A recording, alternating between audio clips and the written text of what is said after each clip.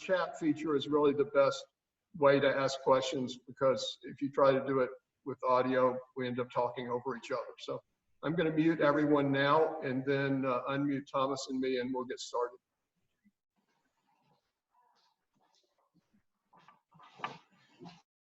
Thomas, I think maybe you need to unmute yourself.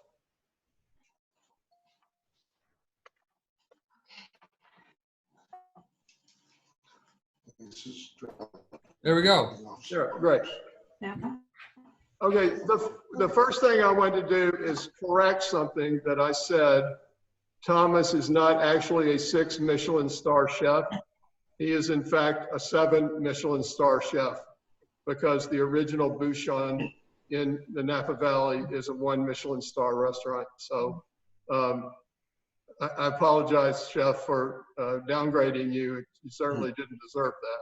And, It's okay. It's okay. I'm really proud of my teams, you know, per se, certainly here at French Laundry, and of course at Bouchon. You know, it's those chefs and all those young people in the kitchen and in the dining room who really take care of our guests and elevate our reputation to those levels. So my hat's off to all of them. Well, I will just say, I don't think I need to introduce you. Pretty much everybody I told that we were having this event with you knew who you are and your reputation. A lot of people had dined with you in one of the restaurants or more. You are some kind of force, man. It's amazing what you've accomplished in the last 25 years. Thank you. Well, let's taste the first Zinfandel. Let's taste the Geyserville, because I know everybody joins these things. They want to have a glass of wine. So let's taste the Geyserville. Oh, for something different. I want more drinking.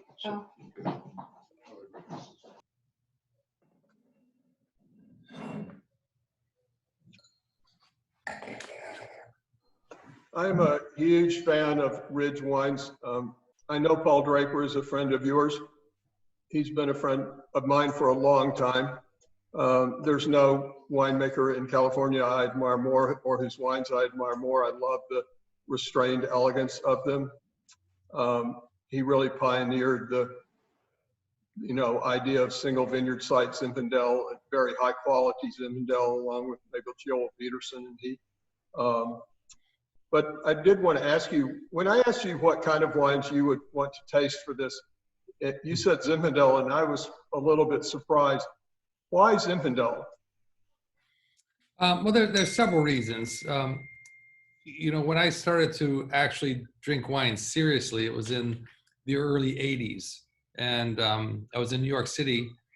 I met a salesman for a distributor called Frederick Wildman, who became a friend. And he turned me on to Zinfandel.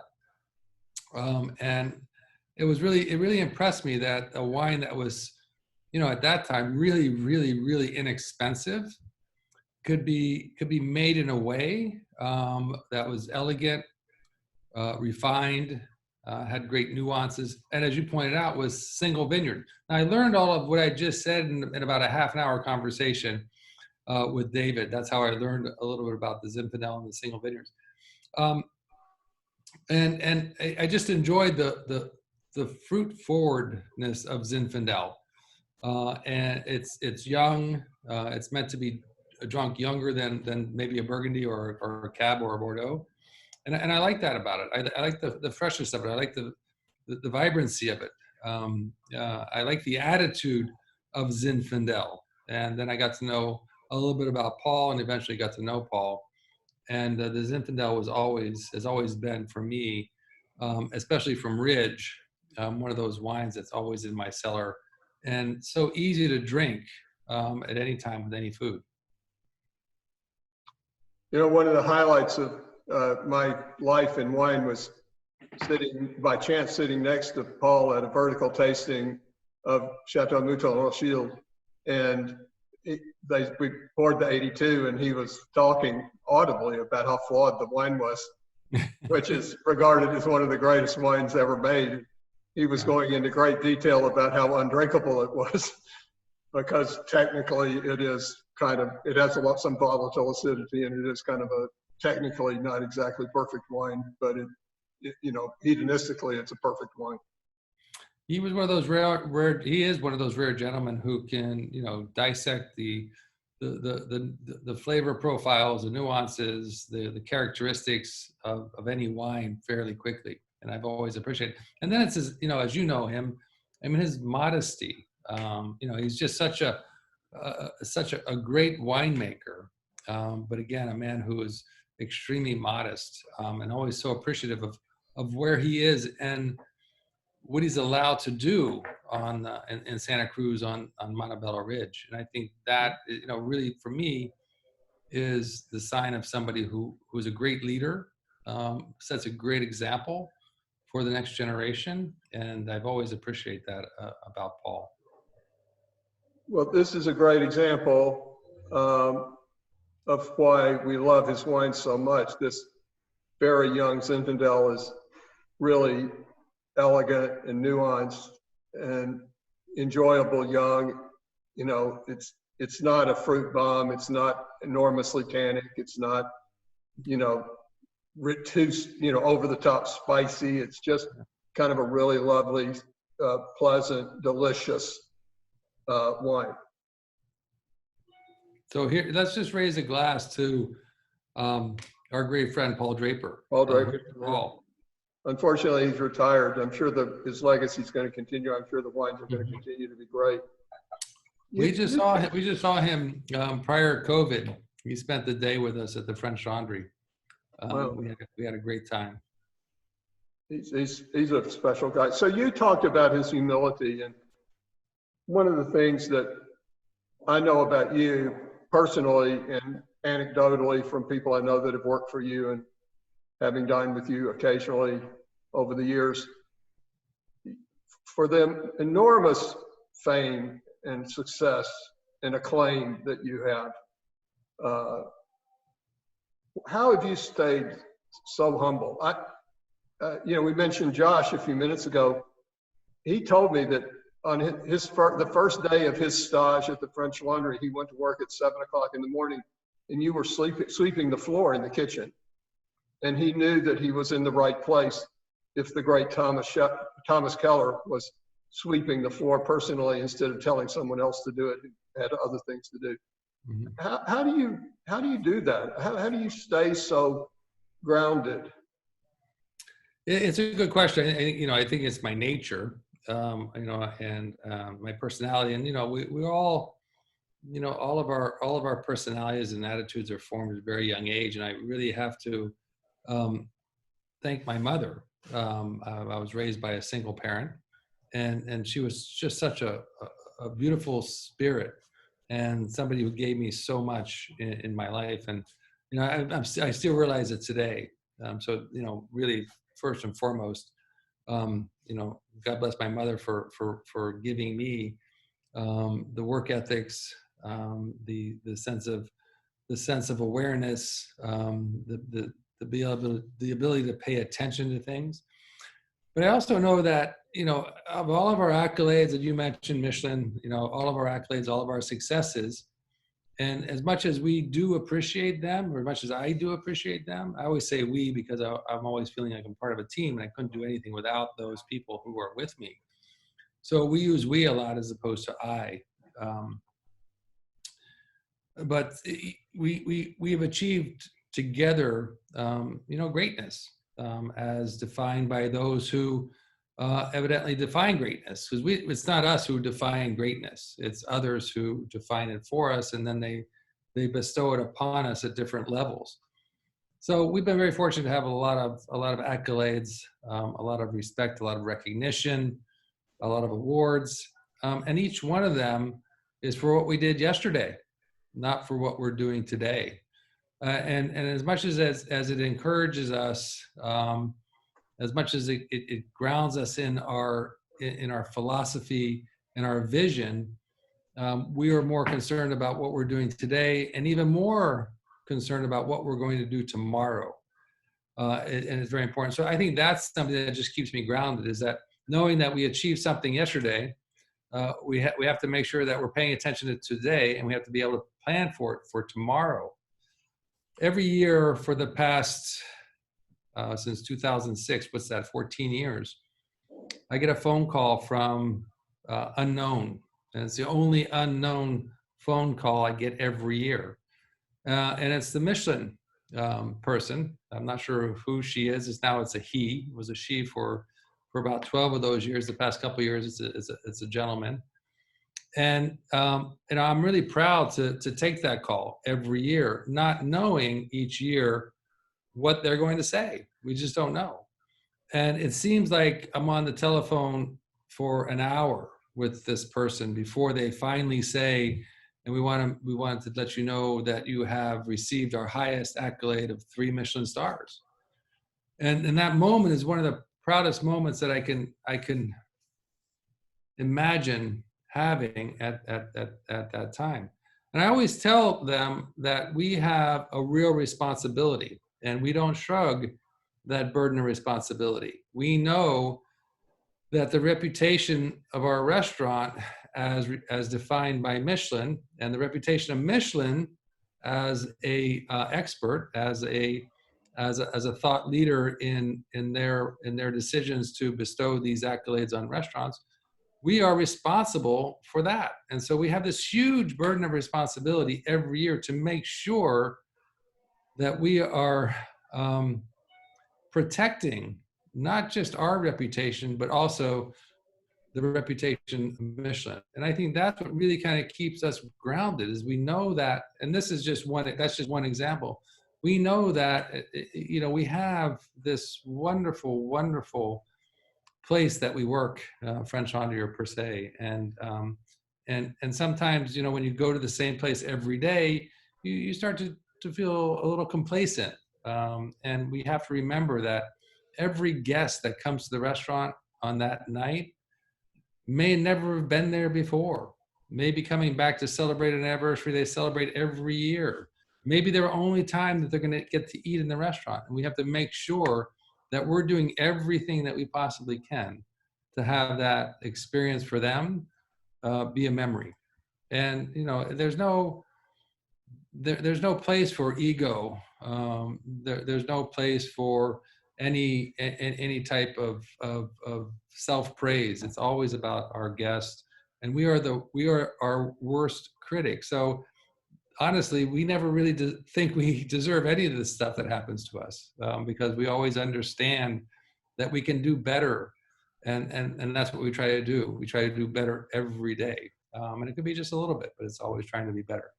So I think humility is born in this idea that we have an opportunity every day to impact those who come to see us, those who come to be nurtured by us, those who come to have an experience that they want to embrace and have for the rest of their lives. And that's a huge responsibility. And we shoulder that responsibility with grace, with humility, but with delight, and we cherish those moments that we have with our guests that come to our restaurants. And regardless whether it's a French Fondue or per se, or you mentioned Bouchon, but Ad Hoc is here as well, and La Calinda.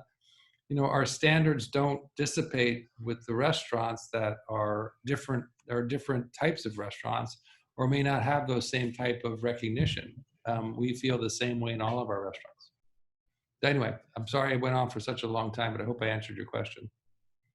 Well, we've had several conversations like this over the years, and whenever I've asked you a question, I've always gotten a very well thought out, cogent response that often involves some philosophy. And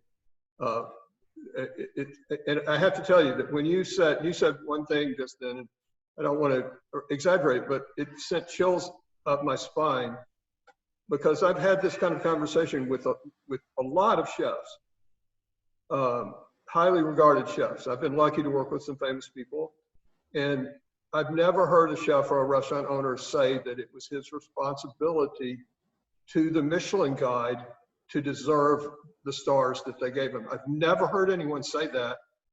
And that is an extraordinary statement by you, Chef. Yeah, well, it's the way I feel it. I want them to know that, because I know how, I don't always know how my peers accept their accolades, but I just want them to know that we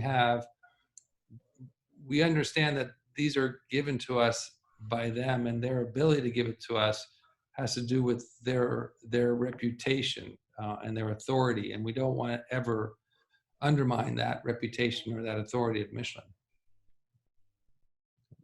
When that man or woman used to call, and now this gentleman calls, do they talk to you about their experience? Do they tell you the good and the bad, and, well, obviously enormously good, Yeah. but did they ever say, here's something we thought you could have improved on, or do they? No, as long as the conversation, as long as the conversation seems, for me, like this is this timeless, kind of waiting for them to say what they're going to say. It's probably all of like 2 or 3 minutes. Oh, really? It's the length of the conversation. It just seems like it goes on forever because I'm just waiting with bated breath for whatever they're going to tell me. And it's something that, again, as an American chef living in our country, none of us, and I've been at this for 44 years, and I've known about Michelin for probably about 35 of those 44 years, and respected them since then. Never had it crossed my mind that Michelin would ever come to America. And to go to France and work in Michelin-starred restaurants was certainly one of the highlights of my career. To actually receive a star or 3 stars from Michelin was just unheard of, and I just can't explain the sense of pride and accomplishment, not just for me, but for my entire team, and to see in their eyes that sense of ownership, right? Because they are part of the restaurant. They are part of why we receive this accolade. It's not just about me, it's about all of them. They've played a pivotal role in our ability to bring these memories to our guests and then achieve recognition for that through a reputable guide as Michelin, or any of the other guides or any of the other articles that have ever been written about us. You mentioned your mother. I think she was a restaurant manager, like a country club grill manager or something. Yeah. She ran restaurants in Southern Maryland, and then we moved to South Florida. So she ran restaurants and she ran some private clubs. So for me, it was always, being the youngest of 5 boys, being in the kitchen of those restaurants after school, so she can keep an eye on me, was always kind of very comforting. So I've always had this great sense of comfort, being in a kitchen, even before I even thought I'd be in a kitchen professionally. What other people have been important mentors to you besides your mother? Well, my first mentor was my brother Joseph, who from a young age, he's almost 2 years older than I am, but from a very young age, really wanted to be a chef. I mean, we would come home from school, and at the time there was a TV show, and it was a food show, and the chef was a guy named Graham Kerr. Does anybody remember Graham Kerr, the Galloping Gourmet? Does anybody out there remember the Galloping Gourmet? Yeah. So the guy would drink more than he would cook, and he was always in a suit or something resemblance, and he would take his jacket off and put an apron on, and then fumble around in the kitchen while he was drinking. But my brother Joseph had every one of his cookbooks, right? And they were small books about different things. So when my mother made me this chef of the club that she was working, which was a small private club in Palm Beach, he's the one that really gave me the fundamentals of preparing the food that I needed to prepare in the club. Roasting a prime rib, for example, making an omelet. It taught me how to make hollandaise sauce, things like that. Taught me how to make a roux. And that was really the beginning of my career. So my brother Joseph was really the cornerstone of my career. And if anybody's read the French Hollandaise cookbook, there's that story about the hollandaise sauce. And that comes directly from my brother Joseph, and that ability to make hollandaise sauce, and the love the repetition and the love for that was really part of that time of my life. I learned 6 things around, standing in front of a dishwasher. And my mother put me in front of a dishwasher, to keep me busy and out of trouble. And years later, I realized that what made me a really good cook were those 6 disciplines I learned in front of a dishwasher. I learned how to be organized, right? Because I had to be organized, and otherwise you couldn't be successful. I learned the need to be efficient in what I did. So having fewer moves and being efficient was really important. Critical feedback was very important. Learning how to take criticism, and not taking criticism from anybody, but taking criticism from the dish machine itself. If I didn't organize myself, if I wasn't efficient, if I didn't spray off those dishes, those plates or anything correctly, the dish machine would open and it'd be dirty. I said, well, I didn't do a very good job. So I had to do a better job. So critical feedback and the importance of critical feedback. I learned that rituals were really important, doing the same thing at specific times of the day. I was the dishwasher, so I had to clean the bathrooms at specific times of the day. I had to sweep the floor. I had to take the garbage out. I had to replenish the soaps. I had to change the water in the machine. Everything had these rituals around them in a kitchen. I learned that rituals were really important. I learned to appreciate repetition, right? Doing the same thing over and over and over and over and over and over again. Because you're a cook, there's nothing really new out there. I hope you all know that. I mean, we cook every day and it's always the same type of thing. I mean, there's not really a whole lot of variance in what we do. So learning the idea of repetition, and that repetition, embracing that to become really good at what you do. You've done it so many times that you become really good at it. And then finally, the idea of teamwork. I mean, I understood as a very young person, I was one of the most important people in that restaurant. If I couldn't get the plates back to the chef, then he couldn't plate the food. If I couldn't get the silverware back to the dining room team, they couldn't set the tables. If I couldn't get the glasses back to the bartender, he couldn't make a drink. I mean, I was pivotal to every department in that entire restaurant. So this idea of teamwork was something that was formed. So those 6 disciplines really set my career path in a very precise way. And I was very thankful, even though I didn't realize it at the time, realizing it later on in my career, and being able to hold those 6 disciplines very close and appreciate them as part of my success. But in 1977, I'd been cooking previously because, I always say this because I couldn't play baseball. And what I mean by that is as a young person, I wanted to be a professional athlete. But, of course, we all realize our shortcomings fairly quickly when we see those kids out there that are really, really better than us, and we have to find something else to do. So being in a kitchen, again, the comfort of a kitchen also, afforded me that ability to be part of a team. Again, this idea of teamwork. And a baseball team or a football team, any team sport, there are all these different positions. Everybody has different disciplines, but they're all brought together to elevate the team. So the saucier, the poissonnier, the entremetier, the garde-manger, the pâtisserie, we're all cooks. We're all playing on the same team with different disciplines. And so being in a kitchen, like that at that age, really satisfied this need of being part of a team, being part of a sports team. And, being a chef, being a young cook is really very athletic when you really think about it. And so I embraced this idea of cooking because of that. In July 1977, I met my second real mentor, or my third, besides my mother and my brother, Roland Hennon at the Dunes Club in Narragansett, Rhode Island. I knew Roland. You know Roland? Yeah. And he asked me a very simple question one time. He said, Thomas, why do cooks cook? And I mumbled something. I was totally unprepared for that question. It's like, why do cooks cook? I mean, who knows? I mean, who cares? I mean, I'm just here cooking. No. So I didn't have a real clear answer to it. He said, cooks cook to nurture people.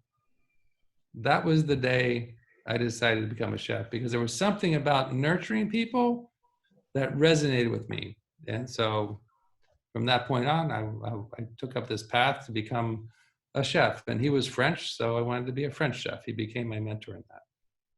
Wow. So it was just kind of kismet.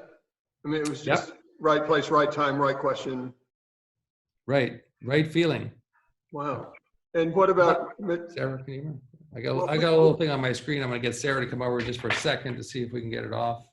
Okay. Well, this would be a good time to taste the Lytton Springs. Okay. There we go. Okay, I'm good. Lytton Springs.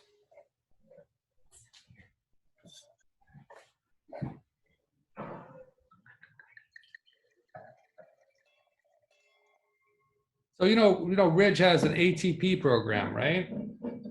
Advanced Tasting Program. Do all of you know that? There you go.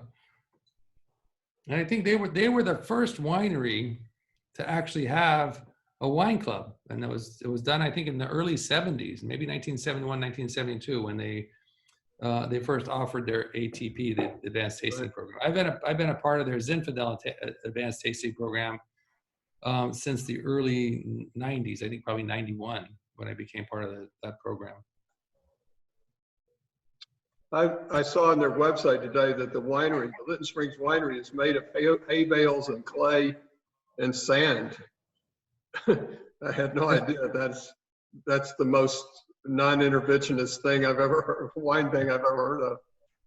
I don't know how many of you feel about this, but one of the ways I love to describe things is just delicious.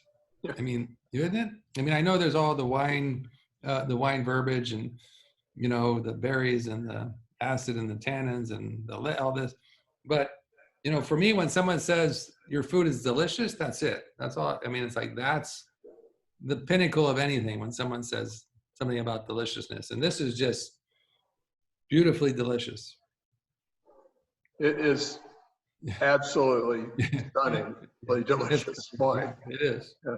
And I can't remember who it is that's having the ad hoc fried chicken tonight, but I bet this is really good with the ad hoc. Well, it would be really good with Princess. It would. Yeah. It would be really good with Princess hot chicken. There have been chefs that now, well, you know, one chef famously committed suicide because he lost a star. A couple of chefs now have refused Michelin stars because it's just so much weight on you to try to maintain that. Do you feel that? Well, you've referred to it a little bit, the responsibility of deserving the stars, but do you feel that weight of the Michelin 3-star rating, that it's, talk about that. Well, yeah, it's interesting. I mean, you know, Bernard Loiseau, who you're referring to, a great chef, a wonderful family. And it was really a sad day when we heard about that. And I'm still not sure in my own heart of hearts that, you know, he committed suicide because of the pending, you know, Michelin demotion. I hope that wasn't it. You know, I hope something so, you know, insignificant, really, because it's, you know, I mean, it's wonderful to have 3 Michelin stars, don't get me wrong. And as I explained before, it's a true sense of responsibility. But it doesn't drive us to be better. You know, we drive ourselves to be better. As I said, you know, we don't feel deserving of what we have, right? Because we always feel we could do a better job. So for us, you know, if we lost a star, you know, would we feel the pain? You know, certainly we would feel the pain. But again, we would lose the star because of what we did 3 months ago. We'd have to go back and analyze why that happened. We want to come in with this, you know, there's this word out there that's used a lot, and you know, we talk about different words and how we use words, and words are really important, and they're really important to me. The word passion, right? You've all heard that word many times, how people are passionate about what they do. I don't really want somebody who's passionate, honestly. And I'll tell you why. And this kind of goes back into your question, because, you know, as much as we would we'd be pained by losing a Michelin star. It's not the reason we drive ourselves. And passion is a wonderful emotion to have, but I think everybody that's on this our little get together here realizes that passion ebbs and flows, doesn't it? I mean, you always have the same passion for something every day that you had, last year or the year before. You get a new toy and you play with it every day, and then all of a sudden you get tired of it. You want something else, right? Whatever it is. So we appreciate passion. And, when that first asparagus comes in the door in the springtime, we get really passionate about it. But 3 weeks later, what happens? It's still the same asparagus. Our passion is somewhat waned somewhat. But we have to respect the fact that it's this beautiful vegetable, and we want to be able to make sure that we're taking care of it in the same way we did when our passion was this high. Now our passion is this high. So what is it that I really, really want out of my team? I want something that comes from here, right? Inside the gut, right? I want a sense of strong desire, right? Because desire takes you through those moments when passion is diminished. Desire takes you through those moments when you're questioning yourself. Desire takes you through those moments when you're not really feeling good about what you're doing, or just physically not feeling good.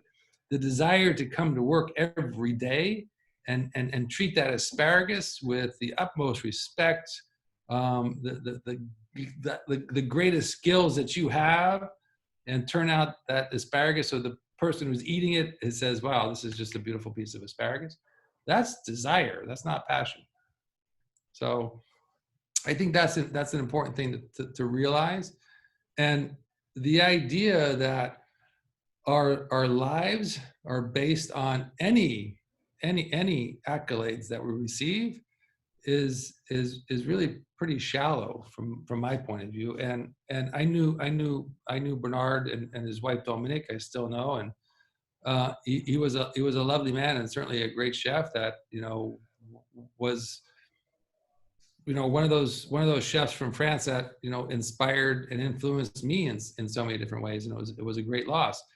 The idea of giving back stars, oh, okay, well, that's an interesting idea, but they're not our stars to give back. So I mean, I think Michelin kind of lends them to us, and they give them to us because of the quality of work that we do.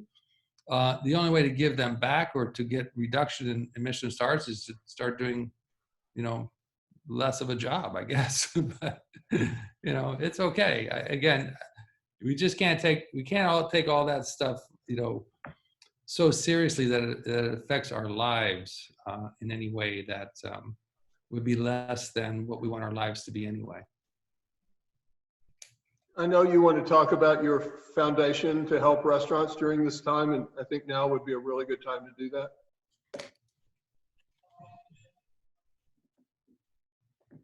So we have a fund, and we've all been, and God bless us all, we're still here. I hope all of your family is safe. I hope that everybody has been able to muster the strength and the determination to get through this time in our lives. It's certainly a really strange time, and something that none of us had ever experienced before. So, God bless us all for being here today and sharing a moment with each other in a way that gives us a sense of togetherness and community. And I love that. So I appreciate that. We've been very busy since COVID hit, since we closed our restaurant on March 16th here in all of our restaurants here in California. Certainly our restaurants in Las Vegas were closed around the same time. New York shuttered, but I can't remember if it was a little earlier or a little later. And then of course our restaurant in South Florida all shuttered. And we had close to 1,200 employees pre-COVID. Immediately after we shuttered on that Friday and that Monday, we laid off over 1,170 people. And that was, that was a real difficult thing for me to do. I don't know everybody personally, but I do know a lot of them personally. And as I said in the beginning, I have great respect for them, great affection for them. I'm grateful to have them part of my life and part of our community. So to have to furlough them was a real difficult decision, but we had to do it. One of my goals was to maintain their health benefits through the time, and we were able to do that. And we kept a small group here in Yountville. We kept a small group of our managers working to feed our community, to feed our staff, to help to maintain some opportunity for our neighbors to come together, whether it was at the bakery or at Ad Hoc. And we were being very modest. We only wanted to prepare food for sustenance, for nurturing people, not for not any way for profit or for to impress somebody. The food was very simple. Whether it was lasagna or meatloaf, that was what we were doing at Ad Hoc. And the other thing that we started at that time was a 501c3 called the Keller Restaurant Relief Fund. And the purpose of that was to hopefully raise money that would support, in part, those 1,180 people that had been furloughed. And I'm happy to say that we've raised over $600,000 in the past 3+ months. And we've given out over $425,000 to over 375 individuals for whatever their needs are. They apply for grants. It could be for rent. It could be for electricity. It could be for whatever, for childcare. Whatever they need it for, we're here to support them. And it's really wonderful to see. And I don't participate in it because I'm not allowed to participate in the committee that looks at the grant applications or gives out the money. And that's fine. I'm happy that I don't. But the stories that I hear from our staff, our staff contingency, there are 4 people on our staff that are part of the committee, and then our HR director is part of our committee. And one of our partners, who's a Goldman Sachs guy, is the chairman of that committee. And to hear some of the stories and to read some of the remarks that are made they bring a tear to my eye. It's just such a wonderful thing that people like you are in contributing to restaurants. And it doesn't have to be my restaurant. It could be restaurants in your neighborhood, but supporting restaurants in any way you can. And I know all of you who are in Minneapolis, you have Gavin Kaysen, who owns Spoon and Stable, and a restaurant called Demi. He just closed his restaurant Belcourt, which has only been open for 3 years, and he closed it permanently, and laid off all that team. There's all those restaurants in your community that need support, and whatever you can do for any restaurants across our country is a good thing, because you think about restaurants and chefs, and we're always there. We're not the first responders to crises or disasters. We're the second responders. We are there to feed the first responders, whether it was Katrina, whether it was the World Trade Center, whether it was the fires here in Northern California, whether it was Sandy, Hurricane Sandy, wherever there is need for food and for sustenance, chefs are always there to give everything that we can. And not only the chefs, but think about the people who supply us, those farmers, those fishermen, those foragers, those gardeners. They're also there. They're also committed, and they also donate their food for what we do. So please, reach out to any restaurants you want to in your communities around the country, and then the farmers that are in your community, any way you can support any farmers, that there's no place for them to sell their food anymore. They're really struggling. So again, our fund is Keller Restaurant Relief Fund. It's thomaskeller.com/donate. But I want you to take care of the restaurants that are your restaurants, those places that you enjoy, that are part of your community, that may not be there after this is over. So help support anyone you can. Well, thank you, Thomas, for your efforts in that. As an ex-restaurateur, I can't imagine being in the restaurant business right now. Even in a great restaurant like the Wild Boar where we work together, I can't imagine what it would be like to try to make it work in these times. And your efforts fighting insurance companies, your efforts like you and Jose Andres and Eric Repair trying to feed people who might starve otherwise, and your efforts on behalf of independent restaurants, it's admirable, and I couldn't admire you more for it. And well, I appreciate so that. thank you. I appreciate it, yeah. Thank you. I bought one of your aprons. I'm going to be very, very proud to wear it when I cook. Probably my food will be a whole lot better because it's one of your aprons, or at least I'll think it is, and one of your cookbooks too that I'm looking forward to receiving sometime, I guess in October or something. But we appreciate that. Everything helps. Believe me. I mean, we're all here together, and we all need to support one another in a loving way. I mean, just really, we just all need to get along. We do have a few questions that I have to. Well, sure. Number one, are you still coming to Minneapolis in September to do something with Gavin? Are we?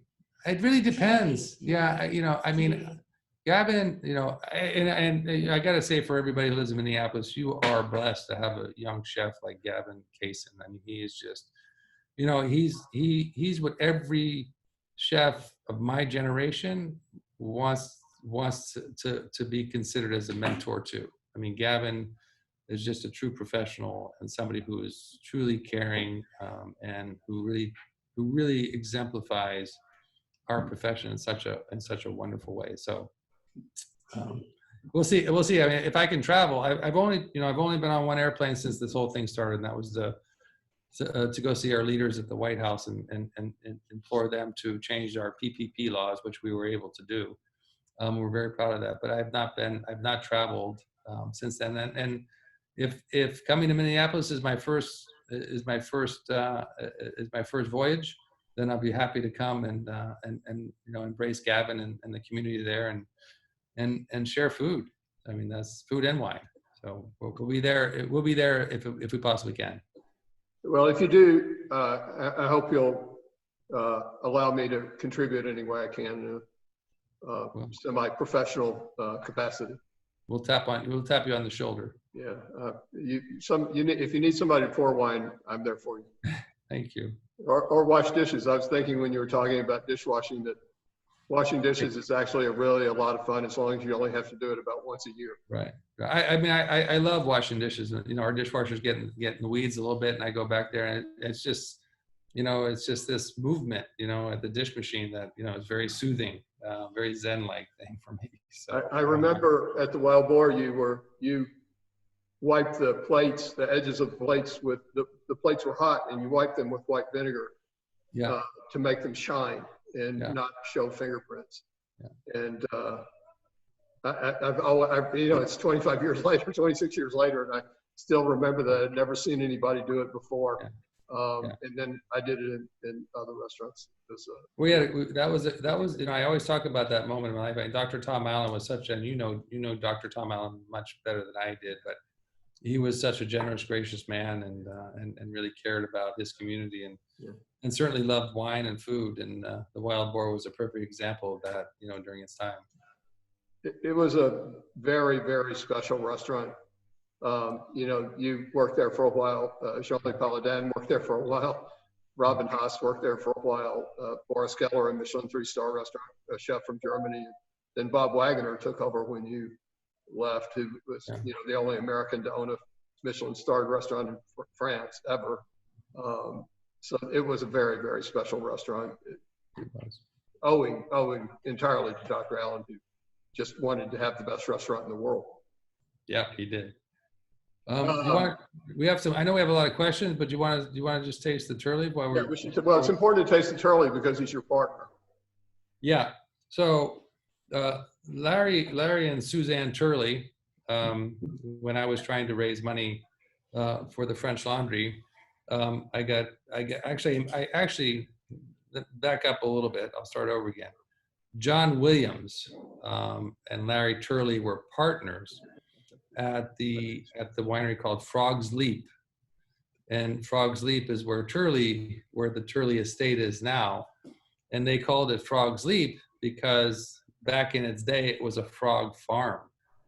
And I met John Williams at my restaurant in New York called Raquel, and he loved the restaurant. And he said, if you ever, and I'm not sure if he was just from having a couple glasses of wine, if he was serious, but if you ever need a partner, let me know. And of course, years later, probably 7 years later, I called him and told him I needed money to buy a restaurant in Napa Valley, and I drove up and we met at Frog's Leap, and I met with John and of course with Larry and Suzanne Turley, and Suzanne's parents are the Chambers, who own a distributing company here in Northern California, and so all three of them became partners in the French Laundry. Of course, eventually John and Larry would split up, and John would move Frog's Leap down closer to Yountville, and Larry kept the Frog Farm and converted it to Turley Cellars. But Zinfandel was always, again, one of those wines that Frog's Leap did very, very well. And of course, Larry has hung his hat on Zinfandels, both from Napa Valley, as well as from Paso Robles, where he has some great Zinfandel vineyards. So he's still all of them are still partners today, and I get to see them from time to time. And I get to also enjoy Larry's wine. Larry was a trauma doctor. For those of you, if you need a trivia question, what Larry Turley did before he became a vineyard owner, he was a trauma doctor in San Francisco, at an emergency room. I don't know the hospital. And Suzanne Turley, for all of you who want another trivia question, she was a newscaster for one of the local television stations. So they met, and that was it. So here's to Larry and Suzanne Turley. And of course, all of you know Larry's sister, right? I actually, we just got 2 cases of Marcus and Pinot Noir delivered today. Right. Here at our store. So, Helen's Pinot Noir. Right, Helen Turley. So she makes Pinot Noir for Marcus, and another great wine from another great source here in California. So here's to the Turleys, and here's to Zinfandel. Yeah. So let me read a couple of questions for you, if you don't mind. Nope. David Silver asked, if you were going to build a menu for the Geyserville, what would you start with?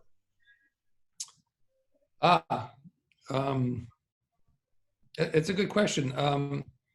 I think there's a number of different ways to go about this, but I think something with acid is going to be the way to start, but also something that's rich, and so. Not to be cliche here, but again, when we think about classics and we think about things that really work well together, I'd have to take a beautiful piece of goat cheese and marinate it in a beautiful vinaigrette, and then dress that around with some great garden greens, and just have this acidic, but also fatty kind of experience, and fresh kind of experience around that first sip of Zinfandel. So if I'm building an entire menu around this, and then that's what I would do. For protein or for fish, and again, you probably, I know red wine, white wine, but I think we all have evolved to understand that we can drink anything we want with anything we want to eat, because we just want what we like. And I love those crispy skinned salmon with French lentils and a red wine sauce. And that's just one of my favorite dishes to go to. We have it at Bouchon, during the winter months when it's a little colder. But that would go beautifully well. Again, you have this red wine sauce, the lentils, which are really creamy, the crispiness of the salmon skin, and then that if you get the right piece of salmon that has the right amount of fat, and remember, I look at my proteins when I'm looking at fish or especially large fish, fatty fish, and looking at meat, I'm looking for that same kind of marbleization and that same kind of fat content that you have in a beautiful, well-marbled New York strip. So, if you get the right piece of salmon that has that marbleization in it, and again, it's very uniform, the marbleization, but you can see the lines of fat that go through there. There's just nothing better. I'm making myself hungry. But we mentioned fried chicken, which I wholeheartedly go with Zinfandel barbecue, right? If you really love barbecue, you've got to have Zinfandel with that. So those are kind of the way I would think about composing a meal around Zinfandel. Now, we had 3 distinct Zinfandels here, and all of you who just tasted the Turley, it's a whole different style than you tasted in the Ridge, right? It doesn't have the delicacy that the Ridge has. It doesn't have that in terms of the Lytton Spring. It doesn't have that really, for me, that attractive berry. And I'm trying to think of the adjectives and not make a fool of myself. I'm a chef, but just that richness that I love in that Lytton Springs. The Turley it has that pepper, a little like spiciness, almost akin to what a Syrah would be. Would that be a correct association there, Hoyt? That spiciness that's in that Zinfandel that we taste with Turley. Well, I think we tasted these in the correct order. They kind of amp up in richness and intensity from the Geyserville to the Turley.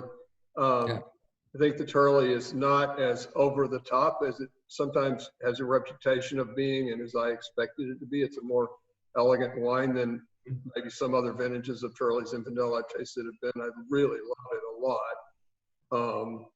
It's meaty. It does have that minerality that really good Syrah has. And the Lytton Springs, I love Ridge's wine. But the Lytton Springs has that really intense berry, as you said, berry fruit in it. A little more weight than the Geyserville, maybe a little less spiciness than the Geyserville. But it's I think it goes back to just these are 3 really, really delicious wines. Yeah. They're not maybe they're not really contemplative wines, intellectual wines. They're just really, really delicious wines that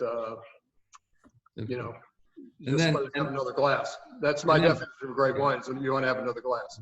Chocolate. I'm not sure if I'm just a chocolate freak. So, Zinfandel is one of those wines for me that goes really well with chocolate. So I'm just gonna plug our chocolate here. So it's K+M chocolate. So for those of you who like chocolate, but I think that goes really, really, really well with Zinfandel. And I always have I'm a chocoholic, so whatever I'm having dessert, my first choice is going to be chocolate. So David, who had dinner with you at the French Laundry shortly before you had to close, said their teamwork and camaraderie show your respect for your staff and your customers, and you very much succeeded on our visit. I think that's pretty much universal experience of people at the French Laundry. I've never talked to anybody that didn't have a great time there.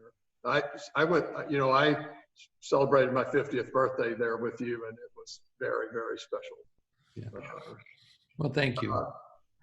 Paris asked, do you plan your vacations? Number one, do you ever take a vacation with all these restaurants that you run and caviar and chocolate and everything else you've got going? Do you ever take a vacation? And Paris asked, do you plan your vacations around food and wine as he does? Well, yes, we do take a vacation. Back in the day when we only had the French Laundry and Bouchon here, we have 2 vacations a year. And what that means, we have 2 closures of the French Laundry, one in the wintertime and one in the summertime. The wintertime is our long closure. The summertime is our shorter closure. The wintertime closure, everybody did what they wanted to do. And Laura and I would always head to Mexico. And nothing about food, just about the beach, getting a massage every day, playing golf, and eating in our friend's restaurant, whatever fish he pulled out of the ocean that day. And that was kind of our experience on that winter vacation. Our summer vacations back then were revolved around a single experience in a restaurant.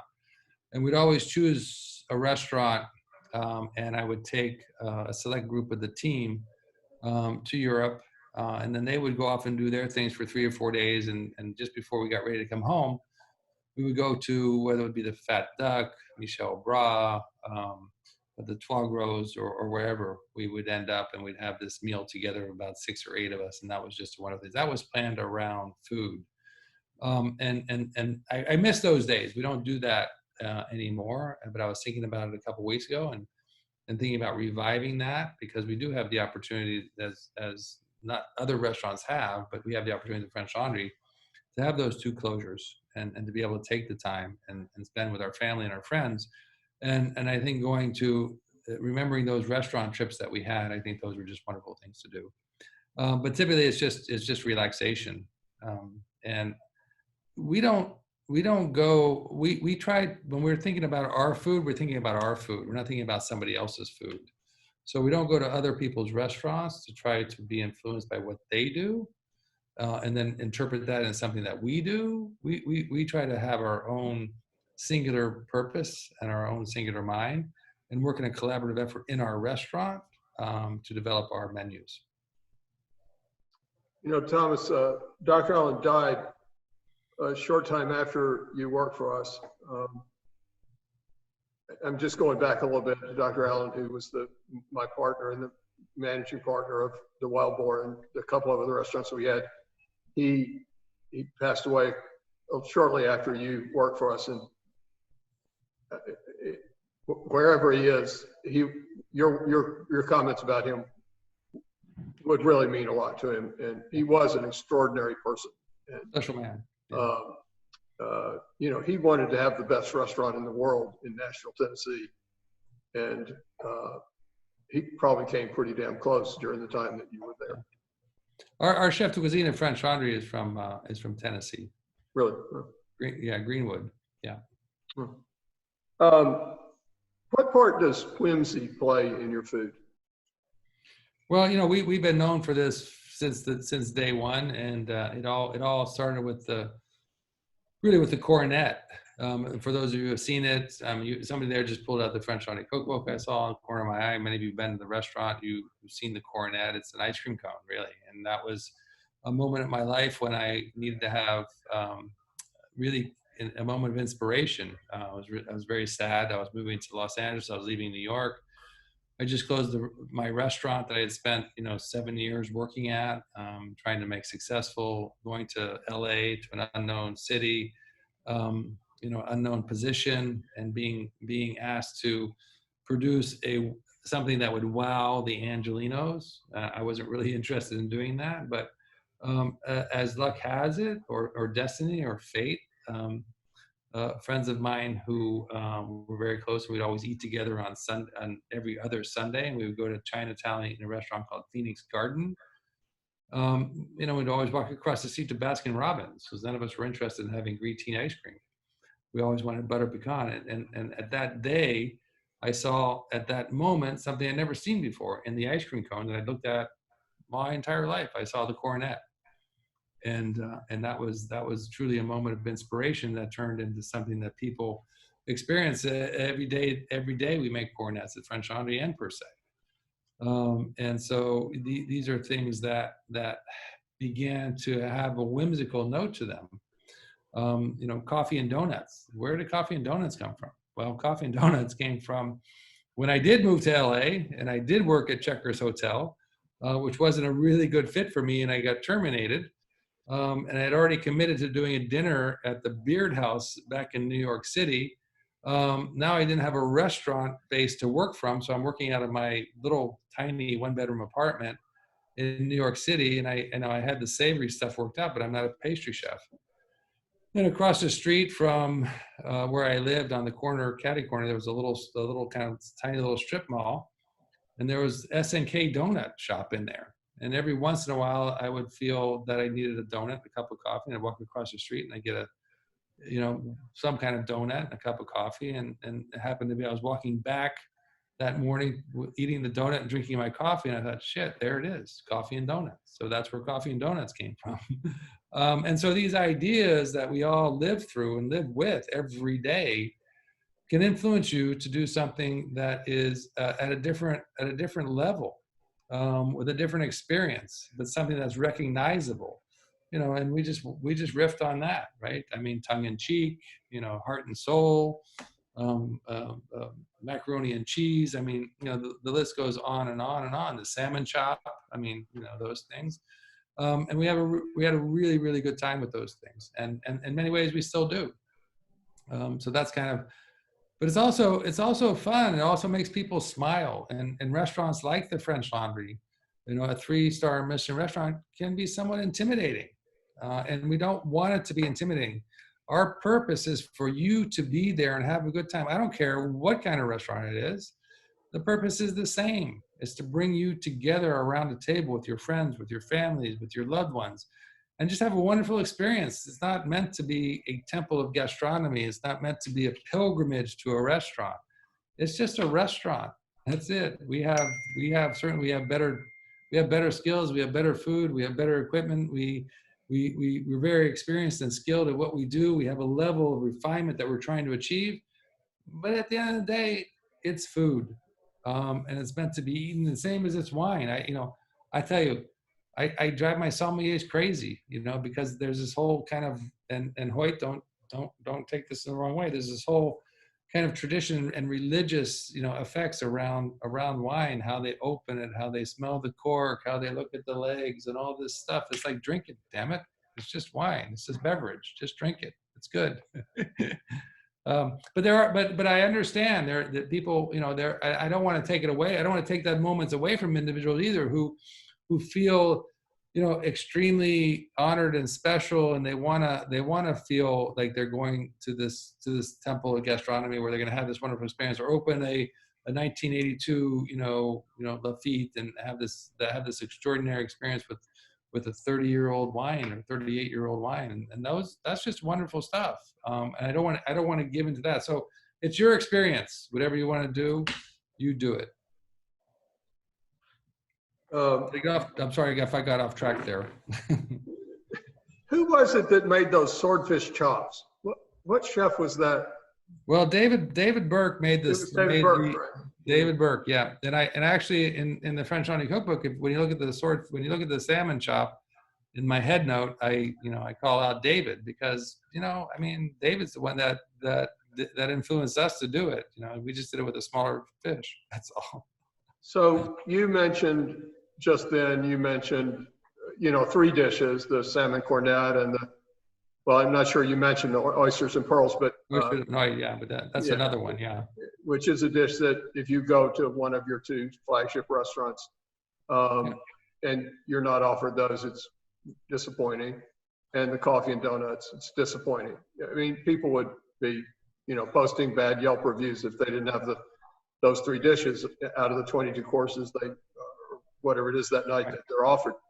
How hard is it to stay fresh and creative and vibrant when 3 of the 22 courses have to be the same? Yeah, it's not hard at all. I mean, again, I think the most one of the most influential decisions I made was on the second night that we opened the French Laundry, was to change the menu and to have a moment of collaboration at the end of every night with that small team was there, and talk about the menu for the next day. And that's happened now for 26 years. And so, as much as there is a chef, at the same time, there's no chef. We all have an opportunity to influence the menu in any way that we want, because it changes every day. And the idea of doing oysters and pearls every day, go back to that idea of repetition, being happy, right? Finding, a sense of gratitude and purpose in doing the same thing every day and doing it really well. And that's kind of, so we talk about these things and how they influence us, and how it's important to focus on something like the oyster and pearl and do it really well, because people are coming there because they've heard about it and they really want it. They're doing the cornet really well, or coffee and donuts really well, or even the mac and cheese, the things that we do we bring them back all the time. They are part of a rotation, and they come in and they go out. And they evolve. They change sometimes. The oyster and pearl hasn't changed, but the cornet has, and the mac and cheese has, and some of those things have changed. The heart and soul, all these different dishes that we've been doing for years, they continue to evolve, and it's wonderful for me to see that evolution that is part of this collaborative effort through the team that's in the restaurant at that time. Remember, they're all highly trained professionals. They're just not, some ragtag team. I mean, these young men and women are extremely dedicated. And I know we talk about the younger generations the same way our parents talked about us as being useless and no good, and all these different things that our parents said about us when we were growing up, and we were saying about them. But I got to tell you, these young people, of the different generations that are in our restaurants, are just extraordinary. And I'm really proud of the work that they do. The oysters and pearls is just one of those dishes that, it's timeless. But, we've gotten around that by having a second caviar dish that changes every day. So we have this opportunity to, for our guests too, because we have a lot of guests that, come back 5, 6, 7, 8 times a year, and, maybe they don't want the oyster and pearl again, right? So there's always a second option. And that's the one thing we really pride ourselves on, is being able to be flexible and dynamic in our kitchen to be able to prepare anything that somebody wants. And so we set ourselves up every day to have a second caviar dish. But if somebody comes in and says, you know what, I want caviar and blinis, no problem. I mean, what's hard about that? Let's bust out some blinis. I mean, it's easy. Cooking is easy, just so that you know that. If anybody tells you it's not, they're blowing smoke up, what? The hardest thing in a restaurant is the coordination to get everything to come out at the same time. Each individual act is simple. I mean, it just is. I mean, making tapioca pudding, I mean, how hard is that? I'm sorry, it's not hard at all. Anybody here can make tapioca pudding, right? Anybody here can make a butter sauce. Anybody here could buy caviar and scoop it out on the tapioca pudding with oysters. And each element is fairly simple. Getting it all together and doing it in an orchestrated way is the complicated piece. Thomas, you have to have the idea of combining an oyster and tapioca and caviar into one dish, which nobody in however many centuries of culinary history had the idea before you. Yeah. Well, that's just, that's again, I go back to the sense of awareness, right? And we all have to be aware of what's going on around us for a lot of different reasons. Number one, safety, right? And we don't want to step out in the street and I remember, I think it's not often, but every once in a while, Laura and I were in London, and I'm, we're crossing a street, and I'm looking down the one way, and there's nothing coming, right? But obviously, I was looking the wrong way, because in London, everything comes from the opposite direction, right. And I damn near got run over. So a sense of awareness is really important, and walking down the aisle of our local grocery store and seeing a purple box, and food is not really. It's not really purple food, right? They may have like a purple potato, but you think about food, you don't think about the color purple. And so when I saw a purple box in a grocery store, it kind of caught my eye. And it was, a box of tapioca, and it was a box of pearl tapioca. And where do pearls come from? They don't come, well, they come from oysters. And, and so let's take this home and play with it and make tapioca pudding is something we all grew up on. So why not make it savory instead of sweet? And why not put the oysters on top of it instead of brown sugar? What better luxury ingredient to add to the oysters than caviar? What better way to open your meal than to have this savory, luxurious, rich dish that has these beautiful poached oysters on them, which are just barely warm, and this acidic sauce with sharp chives in it, and then this luxurious caviar. I mean, and a glass of champagne. I mean, for me, and there are very few really totally complete dishes when we start to think about it, right? When you think about the experience of food and how that's combined together with a beverage and how it's combined together with the idea of celebration, I mean, that's just, for me, it's a complete experience. Well, I mean, I was so many, so I didn't do it, but I remember watching the waiters at the Wild Boar bring those. We had those like painter's palettes with the sesame cones, the sesame Right. peels with Yeah. the salmon tartare in them. Yeah. They'd come to the table and pass those around to the, and everybody would smile. It just Yeah. created joy. Yeah. Yeah. Yeah. What They better didn't way? even taste it yet, but they were joyful. Yeah, because it reminds me of being a kid. Yeah. And the presentation was so fun. It wasn't, on something silver or gold or china. It was on a, Piece of board. plexiglass. That's all I could afford was a piece of plexiglass with holes in it. So whimsy plays a part. What about history? Well, again, I'm a history buff, and when it comes to food, and I realize that, and it's interesting, how people interpret, and certainly younger people, and I was younger once, and I probably interpret the same way as like this is the first time it's been done, but I realize that we stand on the shoulders of those who came before us, right? And so I have this great affection, for the previous generations of chefs and what they did for us. And so the food, and not just chefs, but also periods of time in history when things were different. And I'll point out two examples. So, the Great Chefs of France. Has anybody seen that book, The Great Chefs of France? Yes. Has anybody? Raise your hand. So, okay. Anybody of my generation, right? Any American, let's put it that way, not French chef in America, but any American chef, that book was the cornerstone of the motivation behind becoming a chef.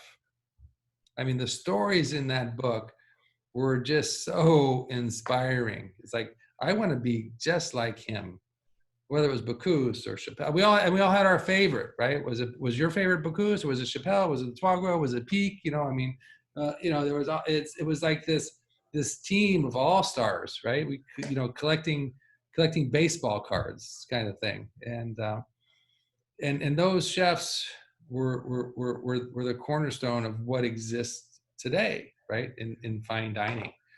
And maybe some of you know that Paul Bocuse was the first chef to actually plate his food in his kitchen, right? Before that, at all the great restaurants in France, the food was paraded out on trays or on gueridons and served by the service staff. Paul said, no, we're going to plate the food in the kitchen. And that was in the late 60s, right? So that he was the first. And so think about the influence that had. When's the last time? And now we're going back and want to do things in the dining room the way they did before Paul, right? Because Paul had influenced us. So those chefs were the greatest motivators for me and for a lot of my colleagues to become a chef. So history plays a huge part in that. And even before that, you go back to Ferdinand Point. And how many of you know who Ferdinand Point was, right? That's unbelievable. I was getting ready to ask you if you'd ever met Ferdinand Point. No, well, he died about the time I was born. I mean, but I've been to the restaurant, and here's a guy who, it's just, I mean, you read his book. Ferdinand Point is called My Gastronomy. Was the second cookbook that I received, right? The second book that I owned was that, and just it's not really a cookbook.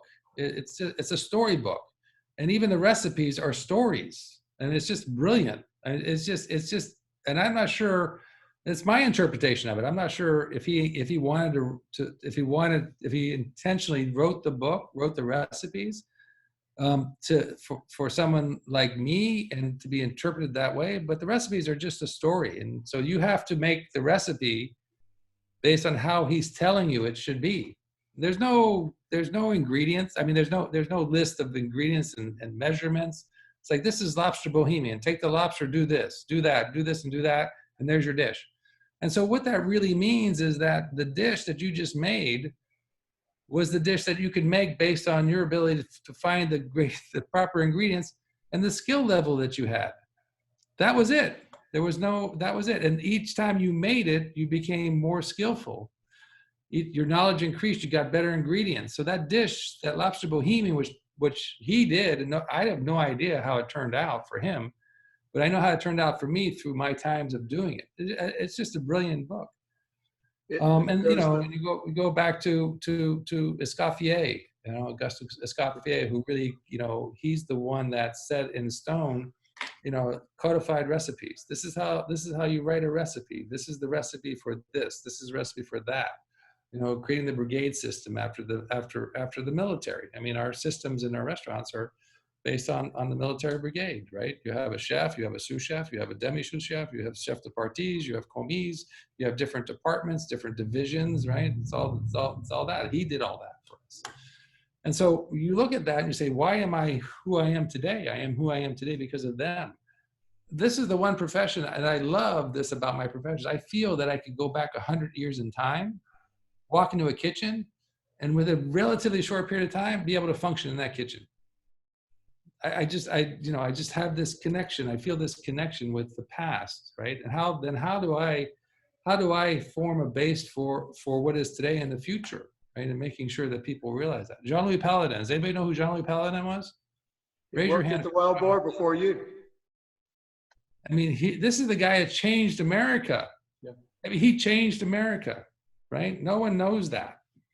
Here's a guy who came from France, the youngest 2-star Michelin chef at the time.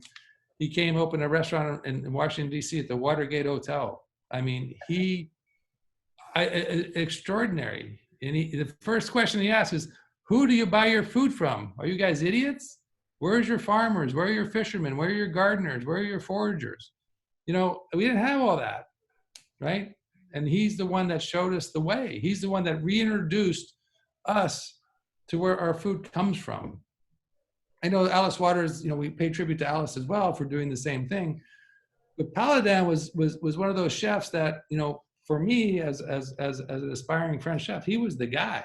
You know, he was the guy that changed my life as much as Bocuse changed my life, as much as Point changed my life, as much as Escoffier changed my life. How can you not have this enormous love and affection for these chefs who paved the way for us, you know? And you see that in every profession. I don't care if you're Jackie Robinson, right? Sidney Poitier. I mean, there's always somebody out there who paves the way for those who come after them. And there has to be recognition, respect, and admiration for those who came before us. And then there's history and time, right? So we have a restaurant called Tack Room in New York City and a restaurant called Surf Club in Miami. And that's a period of American history, right? In the 50s and 60s, you know, when America was the most prosperous, you know, was the most ambitious, the most optimistic. I mean, those were the times of our lives, right? I mean, a lot of you are the same age as I am. And so, you know, after World War II, I mean, this was like the moment for America. And the food, the restaurants that we went to were these continental cuisine restaurants. Do y'all remember continental cuisine restaurants? I mean, they had food from the continent of Europe, right? England, Spain, France, Germany, Austria, I don't care. I mean, they had Wiener Schnitzel right next to lobster thermidor, right next to beef Wellington, right next to, you know,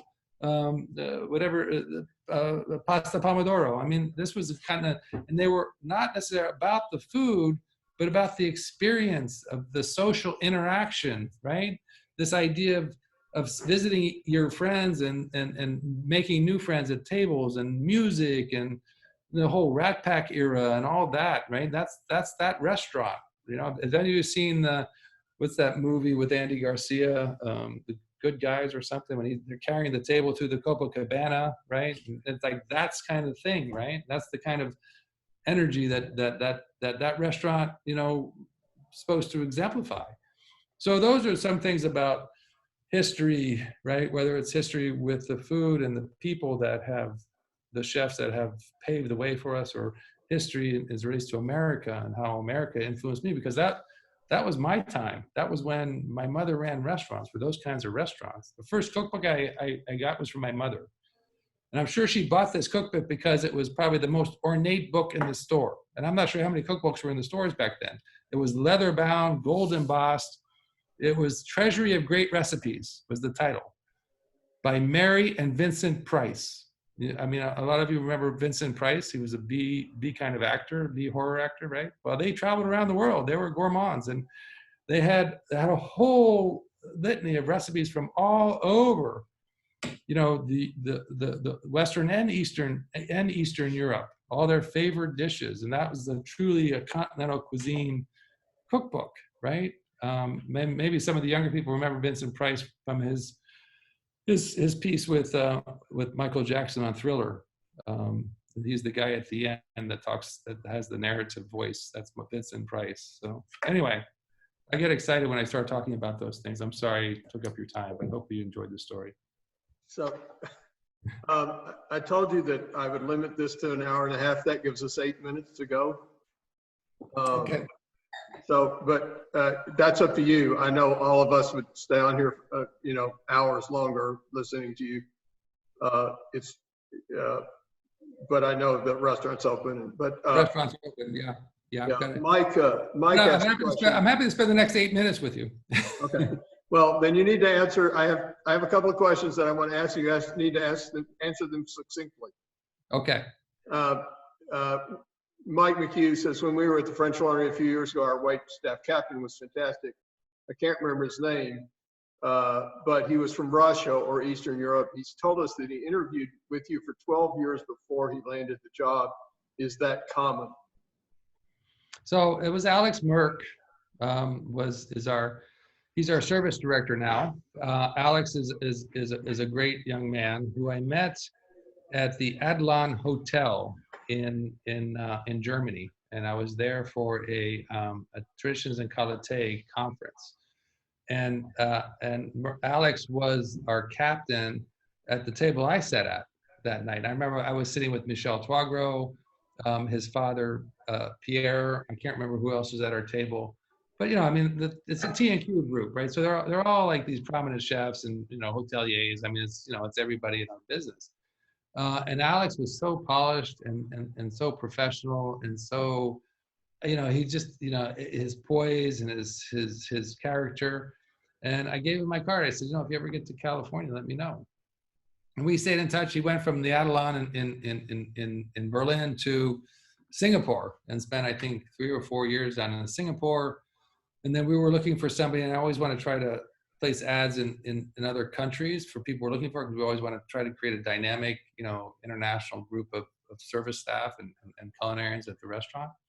And he actually interviewed for Per Se, but he had children, and I thought French Laundry would be a better spot for him. And we had a young man here from Canada, right, who was in that spot, who'd been with us for about 6 years, Martin Rapicki. And Martin was single. And so I said, Martin, why don't we'll take you to New York so that Alex can come here. And that's how that happened. Yeah. So Alex is a wonderful young man. There's another young man we have now is Anton Jacheko. Anton's Russian, who worked at Robuchon in Paris.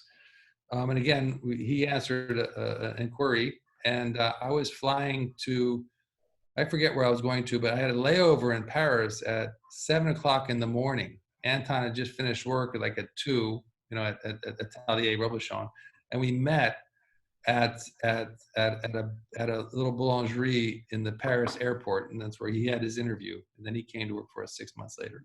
So. Okay. As I remember, so I have 2 more questions. Please humor me. As I remember it, a relatively short time after you opened the French Laundry, you closed to remodel. And the press all said, well, he's getting all these write-ups, and he's, you can't get in. And so he's obviously reducing the kitchen and expanding the dining room so he can make more money and get rich. And then you reopened with an expanded kitchen and a reduced dining room. What was that decision like? I mean, what were your investors thinking when you closed, when you couldn't get in the place? And how long after you opened was that? Yeah, well, it was 20 years. 1 year. Yeah, but there's a couple things. So just to go forward here. So we opened in July 6, 1994, and we started to get some recognition. And the restaurant started to fill up, and then it became difficult to get reservations. And this is before any reservation systems, right? So you had to call the restaurant or come to the restaurant to make a reservation. I remember there was an article by a local journalist, chiding me because it was so difficult to get in the French Laundry, and it's so arrogant of us because no one can come there. And that really upset me because, we have an open door policy. I mean, if I have a table, it's yours. I mean, the only reason that you can't get into my restaurant is because somebody is sitting at the table that you want, and I can't kick them out to let you in. I mean, it's basic. I mean, I'm going to take a few more minutes because this is something that's a pet peeve of mine. So how many of you, right, have insisted on getting a table at a restaurant when they tell you they're full? Any of you? Nobody? Okay, well, God bless you all. That guy up here in the corner. Because I know when I try to make a plane reservation and the airline's full, I don't call out and say, don't you know who I am? I need to have a seat on that flight. I'm going to call so-and-so to get me. It's like, no, the airplane's full, so you get another flight. I mean, that's how easy it is. Restaurants are the same way.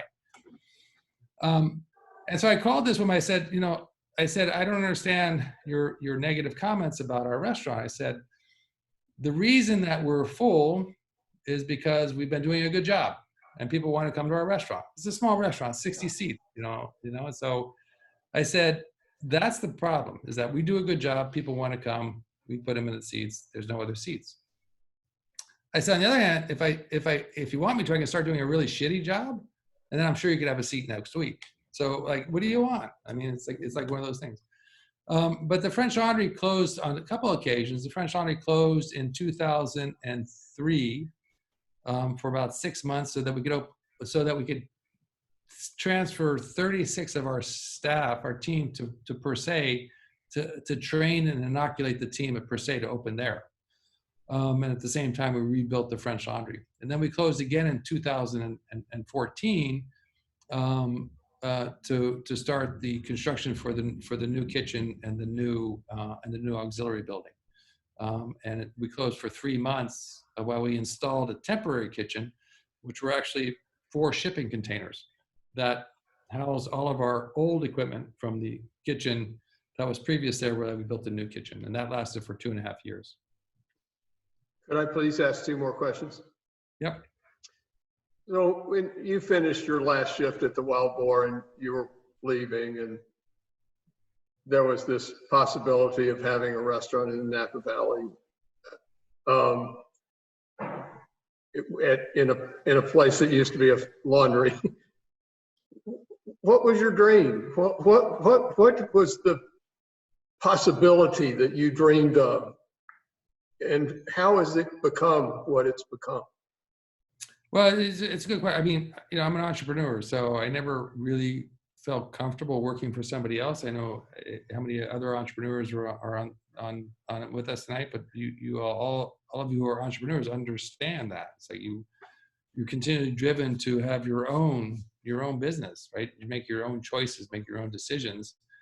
And, I don't have any real education to do that. I kind of, did it on my bootstraps.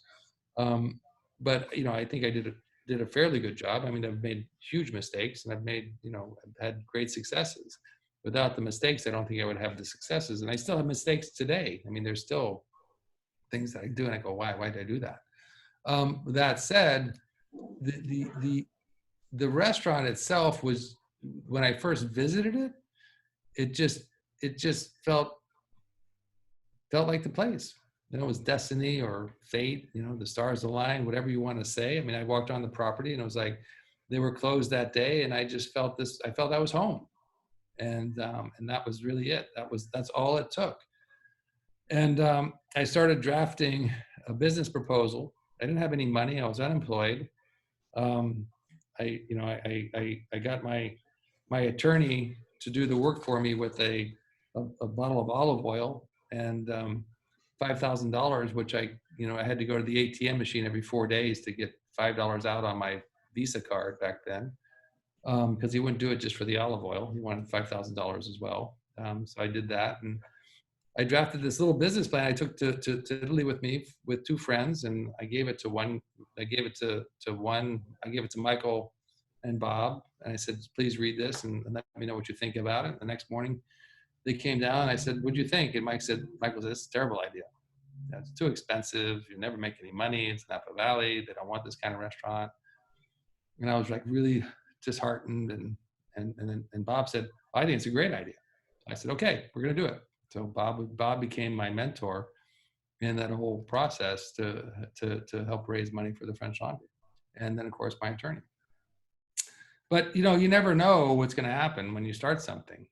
And from the day I started, I didn't know. I was ignorant, and ignorance is not a bad thing. Had I known all the things I was going to have to do to get to the point where I was going to open the French Laundry, I would never have done it because I didn't think I would ever be able to do it. So that ignorance was my biggest asset at the time. We opened the French Laundry. The first night we opened the French Laundry was a disaster. I mean, I hadn't cooked for 2.5 years. We had this tiny kitchen. There was only 3 of us in the kitchen. There was 6 people in the dining room. It was a mess. I didn't have enough money to buy saute pans. So we tried to saute a piece of fish in a pot. I mean, have you ever done that? It's ridiculous. And we regrouped on the second night. And I told you earlier, that's when we changed the menu. We modified some things. And that night, we had the food critic from Esquire magazine. What was his name? Very famous food critic. Anyway. Oh, gosh. Yeah. I'll get back to you on that. Yeah, he came in. He had dinner on the second night we were open after the first disastrous night. And in 1994, we were one of the 10 best new restaurants in Napa Valley, in America.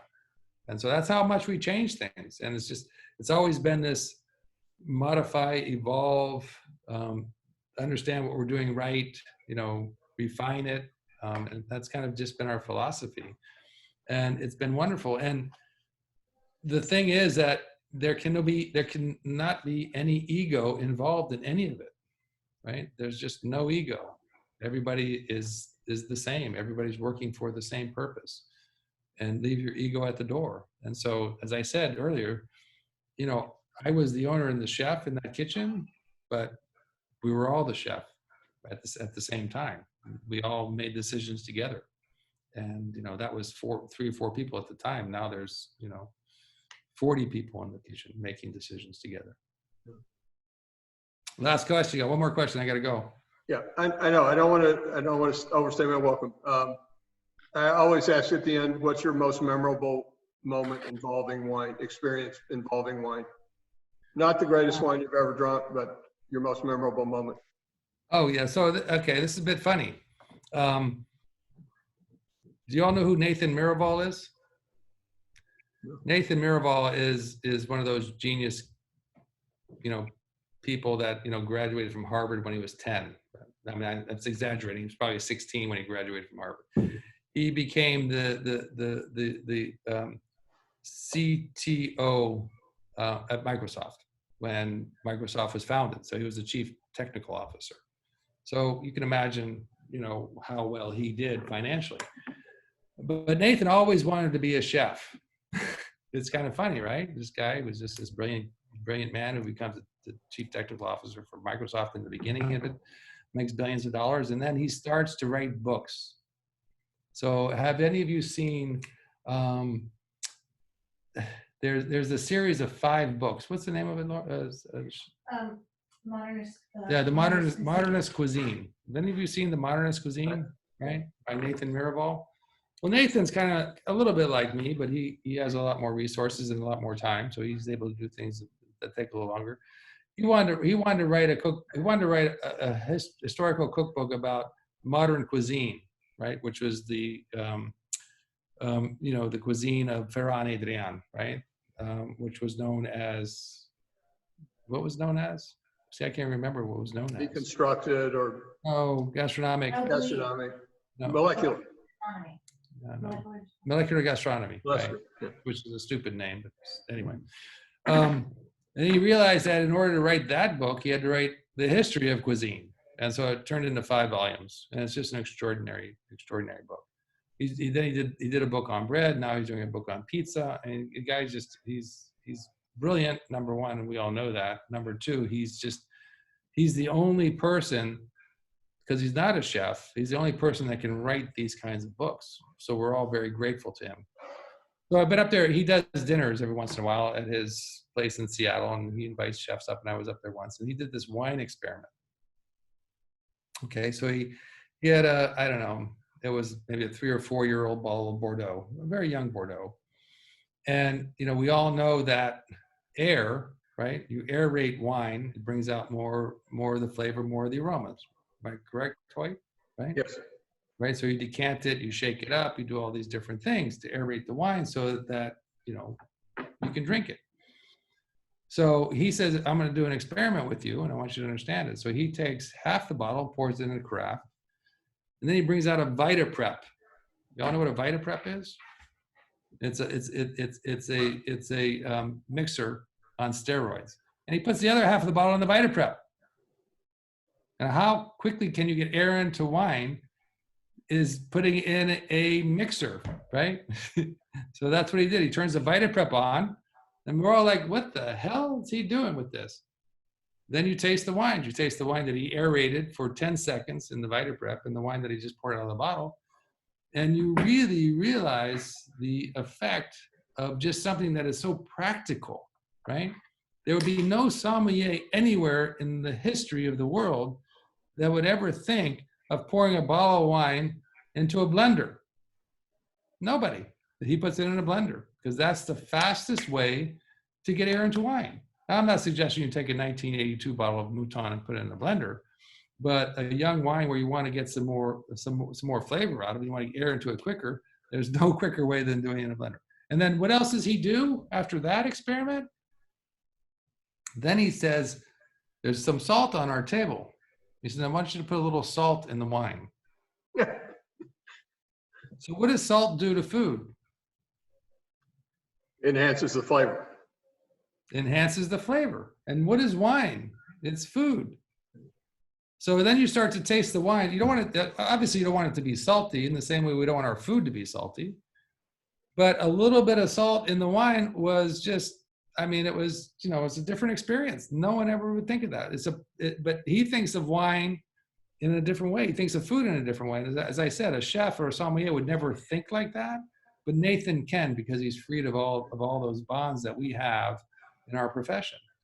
Think about try it one time. Take your Zinfandel if you have any left, and just put a couple grains of salt in it and have one glass without the salt in it and taste the difference. And it enhances the flavor. It's really extraordinary. So that it may not, it's my most memorable experience with wine. It may not be the most appreciating moment in wine, but certainly the most memorable moment in wine. It gives you a little bit something to think about. Well, I did two things I didn't expect to talk about tonight was washing dishes and blending wine.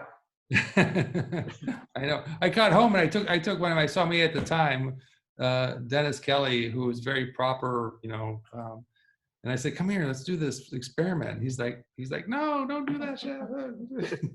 You can't do that to wine." I go, "Why not?" "Oh, you just can't." So, Well, maybe a 3-year-old Zinfandel, not a 25-year-old Bordeaux. Absolutely not. I agree 100%. But try it with a young wine, and you'll feel the difference. Anyway, I got to get to work, and I appreciate everybody's time, and I hope I've answered your questions. I hope you enjoyed the experience, and again, I just want to thank you for allowing me to be part of your life in a very small way. If you learned one thing, then I feel I've been successful. But I enjoy telling stories, and I hope you've enjoyed some of them. And I want to thank Hoyt for arranging this. It's been a long time coming, so I appreciate the invitation. I appreciate your patience with me and allowing me to do this. So enjoy the rest of your evening. Thank you. Thomas, this has just been a magical evening. Thank you so much. Thank you so much. Bye. Bye. Good night, everyone.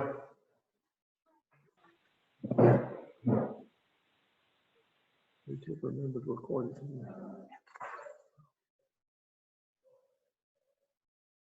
Or you just, I didn't.